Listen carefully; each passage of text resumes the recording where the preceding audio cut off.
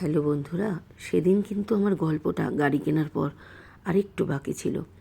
বলেছিলাম না তোমাদের যে পুজো দিতে যাব, সেই ভিডিওটা আবার করব।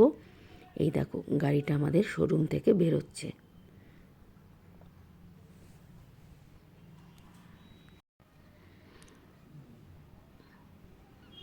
এবার আমরা চলে গেলাম হালিশহর। এটা হচ্ছে রামপ্রসাদীর ভিটে।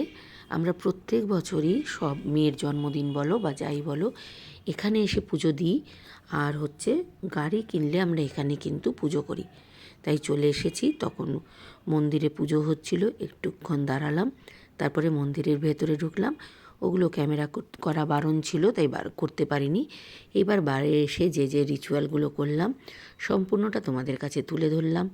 অবশ্যই কিন্তু আমার সাথে থেকো, পাশে থেকো, এবং ভিডিওগুলো কেমন লাগছে অবশ্যই আমাকে জানিও।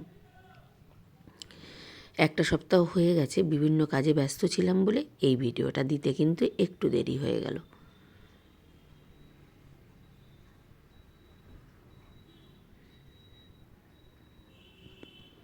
একটা কথা বলি, এই মোমবাতি ধূপকাঠি জ্বালাতে জ্বালাতে, এটা সবার উদ্দেশ্যেই বলি, যারা পুরো ভিডিওটা দেখবে তারা ভালো করে এটা শুনে নিও। মন্দিরে যখন যাবে কখনোই অন্য প্রদীপ বা মোমবাতি থেকে নিজের মোমবাতি বা প্রদীপ কখনো জ্বালাবে না। নিজে সব সময় মনে করে, আর কিছু নাও না নাও, দেশলাইটা কিন্তু মনে করে নিয়ে যাবে। কারো থেকে বলবেও না যে একটু আপনার দেশলাইটা দেবেন, একটু ধরাবো। এটা জেনে নেবে। নিজের জিনিস সবসময় নিজে নিয়ে তবেই কিন্তু মন্দিরে যাওয়া উচিত। যাই হোক, ঠাকুরের কাছে আমি প্রার্থনা করি সবাই যেন ভালো থেকো, কারণ এই বছরটা হচ্ছে সূর্যের বছর, খুব মারাত্মক একটা বছর। কিছু মানুষের জন্য খুব ভালো হলেও বছরটা কিন্তু এমন একটা বছর, যে বছর সূর্যের যেহেতু খুব তেজ, তাই এই বছরে তোমার যারা আপনজন ছিল, যাদের তুমি মনে করতে প্রচণ্ড আপন, তাদের মুখোশগুলো কিন্তু তোমার সামনে খুলে যাবে। দেখবে যে না, তারা তোমার আপন ছিল না। সুতরাং এই বছরটা সবাই খুব ভালো করে কাটাও।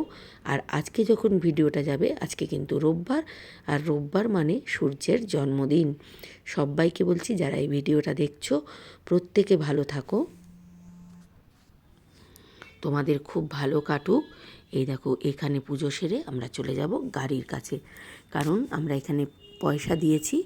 এখান থেকে পুরোহিত গিয়ে এবার কিন্তু গাড়ি পুজো করবে। অনেকেরই অভিজ্ঞতা আছে যারা নতুন গাড়ি কেনো, তাই তোমাদের বললাম। অবশ্যই দেখো তারপরে ভিডিওটা।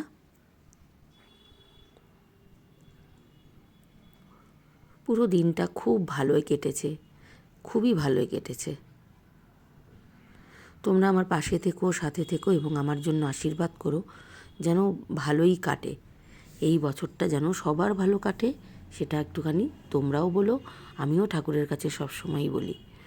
একটা জিনিস জানবে সবসময়, যে পুজো আর্চা বেশি করলে, উপোস করা, এই করা ওই করা করে মানুষের ক্ষতি করাটা কিন্তু কখনোই উচিত না। তার থেকে একটু পুজো কম করে গরিব মানুষের সহায়তা করো, মানুষের ভালো করো, মানুষের পাশে থাকো।